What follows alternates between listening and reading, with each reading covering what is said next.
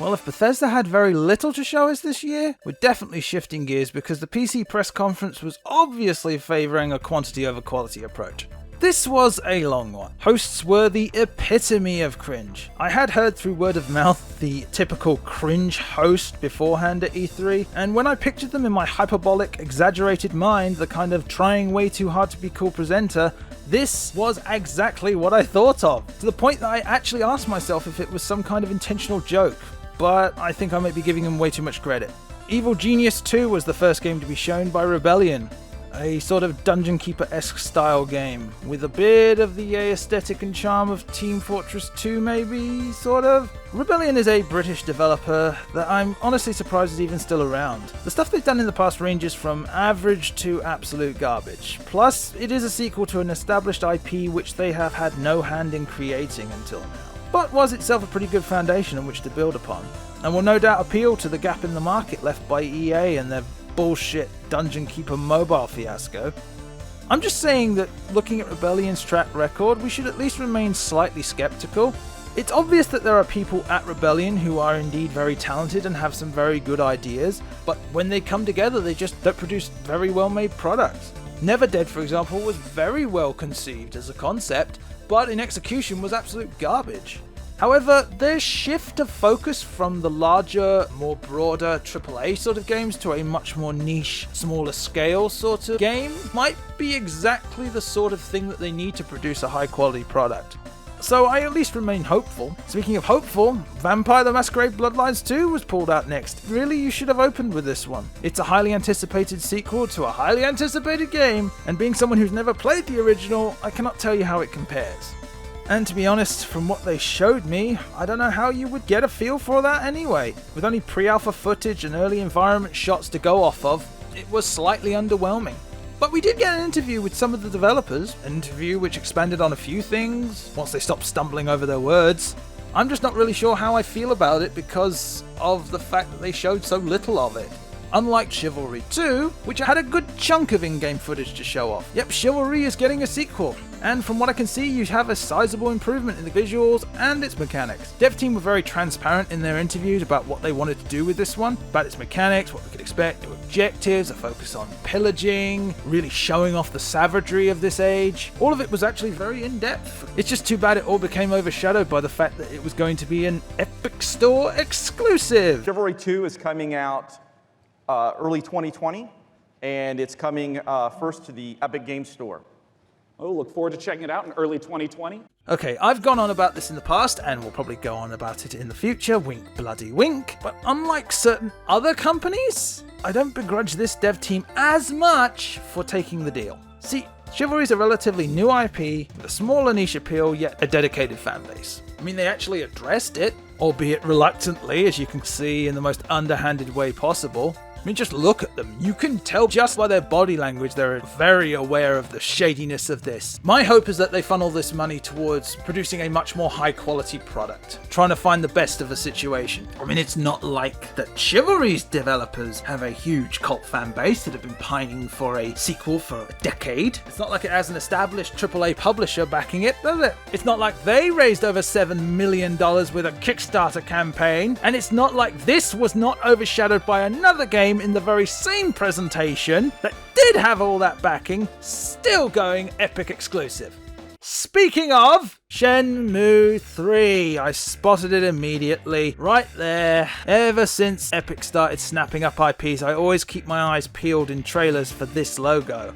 Or rather the absence of this one. You know, to their credit, at least Chivalry 2's developers did actually address the current situation of their game going Epic exclusive in an underhanded kind of snidey way, but they actually did say flat out it was going Epic exclusive, much to the silence of the crowd. Yu Suzuki, by comparison, did none of this, and looked like he could not wait to cut and run before anyone realized what the fuck had happened. Thank you, Yusan, for joining us today. Thank you. I have to go now. My planet needs me.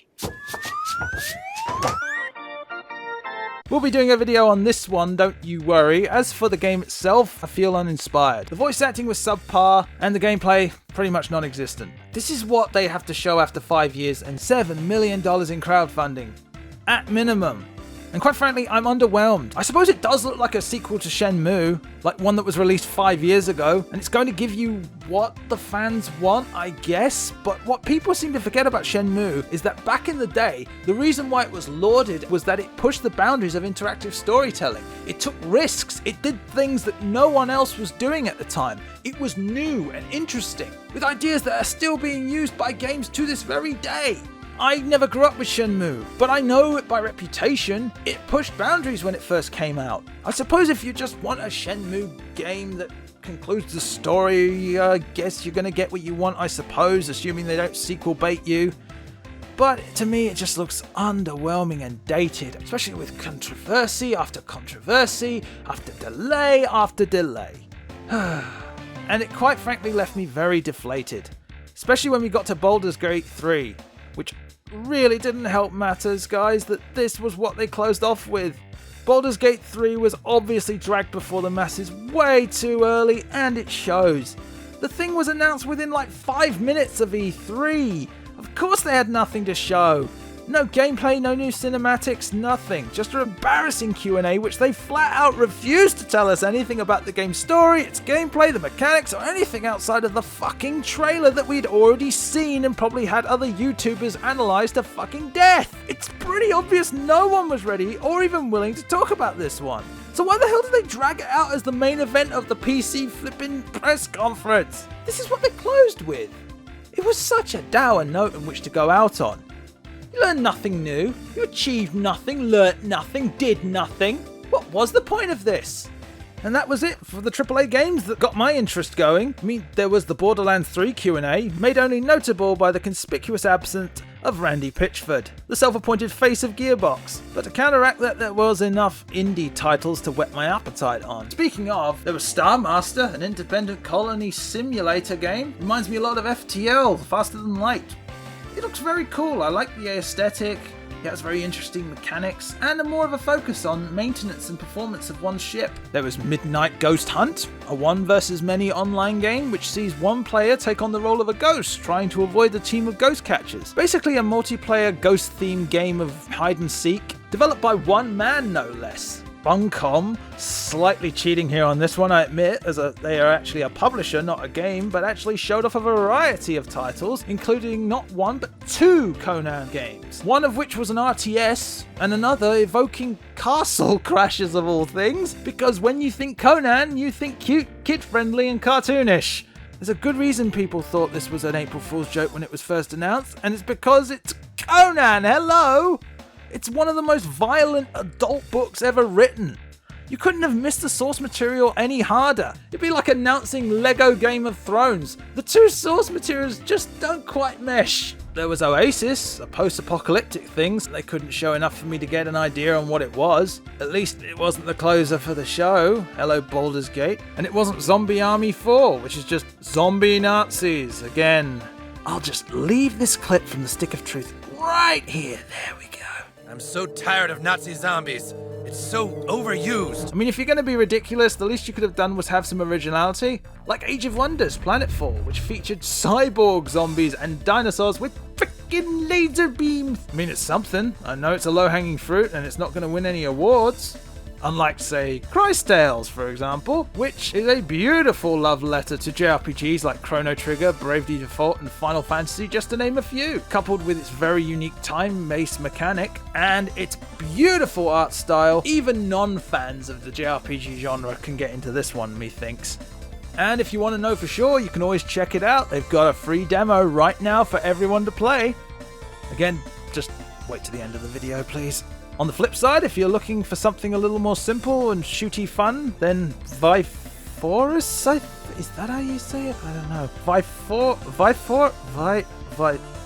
This game is probably more your thing, which is a side-scrolling shooter that evokes Doom and Contra, with the holy shit dial turned up to 11. Very intense and adrenaline-fueled, this one looks to be very fun. Of course, if you're looking for something a little more laid-back, why not consider Per Aspera? Is that how you say it? Who keeps coming up with these? Base builder that's all about a terraforming team that's trying to make Mars inhabitable. Of course, if you want something a little more visually appealing, Songs of Conquest has you covered, with its sprightly little resource gatherer that is built around town development and conquest. Sort of a cutesy Command and Conquer Civilization sort of game with a cute pixel art, say, aesthetic that really makes it stand out. And then of course there's a shark simulator. I forget the name, I just know it's a shark simulator.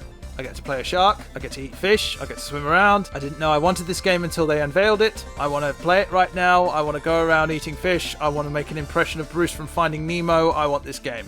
Point is, the PC market has been and always will be a marketplace for the varied and interesting that appeal to a wide audience of people. And these are just the ones that I have chosen to talk about. What were some of the ones you were intrigued by? Do you agree or disagree with my choice standouts?